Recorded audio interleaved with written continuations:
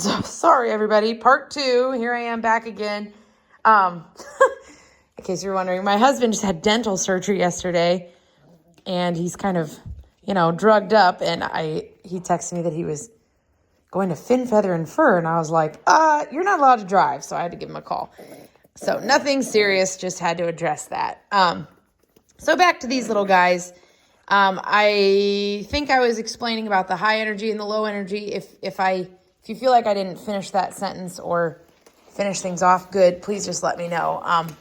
But I think you can see really well what their personalities are. This red one is my high energy one. She's number 1. Pink is real middle of the road. The thing about red, I will say, sometimes the real energetic, alpha, outgoing ones, sometimes they're extremely independent.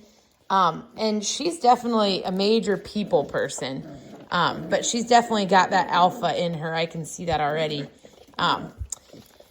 And pink and blue are just real middle of the pack, like middle of the road personalities. Again, they're high energy Welsh Terriers. Blue's over here wrestling purple right now. They do that day in and day out. But pink and blue definitely are not like red is the first one to come explore. If there's a scary sound, red is the first one to kind of get her nerve back and go check it out. Pink and blue are right in the middle, and purple would be last. And purple, like I said, she's going to be your more laid back, quiet Welsh Terrier. She is going to be a little bit more submissive, more than likely. So if you have a real alpha dog at home and you're concerned, I would tend to lean away from red, being that she's going to kind of challenge things for alpha. But when you bring a puppy into the home, puppies are naturally submissive, so they're not going to immediately challenge your other dog's ranking things.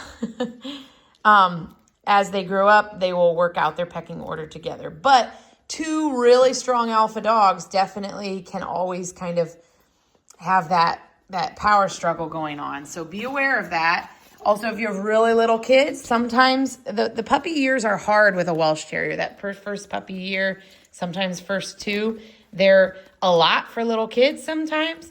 So if you're getting a more energetic one like red, that obviously that just kind of comes more so even, and a little bit less with like purple. But again, by 8 weeks old, they're all bouncing off the wall. So just keep all that in mind.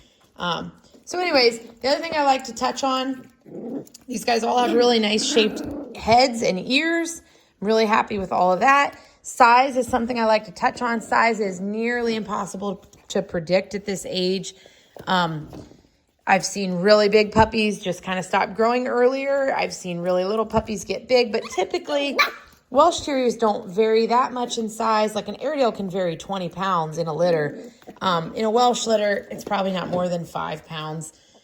Pink is built the most petite of all of them. She's just, like I said, built real petite. And the other 3, honestly, are really similar. Blue is kind of stocky, but he's not necessarily taller. Red maybe is a hair stockier than purple. But overall, not huge difference in size. Coloring, their Welsh Terriers come in black and tan and grizzle and tan. And it's, again, very hard to predict what their coloring is going to be. But you can see, like, between these 2, red has kind of a richer, redder brown on her face. And that's kind of your only hint that maybe she'll tend to be more black and tan versus grizzle and tan. Blue kind of has that same thing. It's really a minute, small difference. Like hers is a hair more leaning towards the blonder side than the redder sides. Purple's probably kind of quite right there in the middle. But it's just something I like to point out if that's majorly important to you. You really don't know until that adult hair comes in, that wiry hair, which is at about 6 to 9 months. So anyways, sorry had to cut that into 2. Might be easier to watch anyways. They're really doing great. Growing up fast. I'll get that midweek video for you, and then I'll walk you through puppy picking. Once we have everybody's puppies picked out, so that'll be middle to end of next week probably, we will start. I like to nail down your pickup dates, and if you named your puppy at that point, you can tell me and I can start calling them that. It's no big deal if you are somebody that waits till you meet your puppy to name them, but some people like to. So hope you have a wonderful weekend.